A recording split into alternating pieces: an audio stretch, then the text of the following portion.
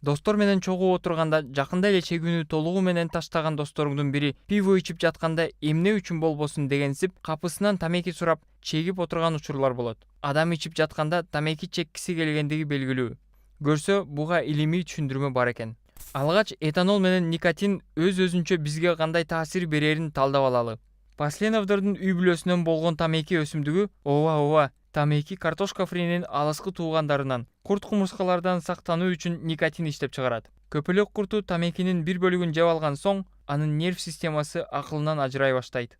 Никотин биздин денебиздин ар бир кыймыл аракетинде бөлүнүп чыгуучу зат ацетилхолин сыяктуу эле таасир берет. Бирок никотин көпөлөк курттун булчуң клеткаларын абдан сергиткендиктен курт кумурскада карышууну жаратат. Никотин адамдарга бир аз башкача таасир берет. Карышуунун ордуна сыйлоо системасын жөнөтөт. Башкача айтканда, адам өзүн бактылуу сезип, ыкыласын коет. Мезгилдин өтүшү менен организм никотиндин алып жаткан өлчөмүнө көнүп, өзүн мурдагыдай жакшы сезбей калат. Никотинге таасир этүүчү рецепторлор көбөйүп, алар барган сайын дагы көбүрөөк никотинди талап кыла баштайт. Мына ушинтип биз барып турган чеккичтерге айланабыз. Тамеки чегүү инфарктка, инсультка, ичегилердин рагына, хроникалык бронхитке жана астмага алып келери белгилүү. Ошондой эле чегүүнүн кесепетинен ооздон жагымсыз жыттар чыгып, тиштер сыргайып, терилер бозорот.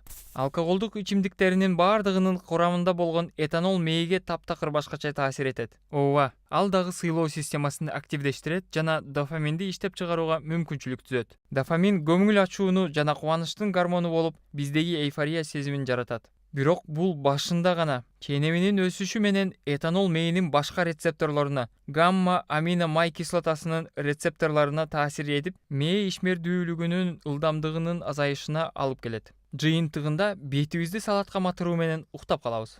Көрсө, биз ичип алганда чеккибиз келип калганы мына ушундан тура. Этанол гамма амино май кислотасынын рецепторлору менен байланышкандан кийин аларды ушул кислотага андан да сезимтал кылып, ал эми биздин уйкубуз келип, мээбиз акырын иштей баштайт. Никотин болсо ацетилхолиндин рецепторлорун активдештирүү менен жардамга келет. Эң мыкты натыйжа, биз сергегирээк болуп, дагы ичсек болот.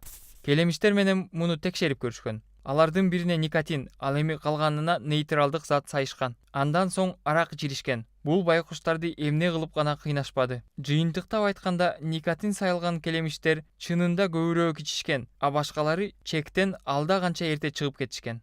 Демек, кезектеги кечеге барып жатып, эсиңде түйүр ал. Канчалык көп чексең, ошончолук көп ичесиң. Ошону менен бирге чегүү жана ичүү ден соолукка зыян келтирүү экендигин унутпа. А эгер экөөнү тең таптакыр жасабасаң, организмиң менен акча кабың сага рахмат айтышат.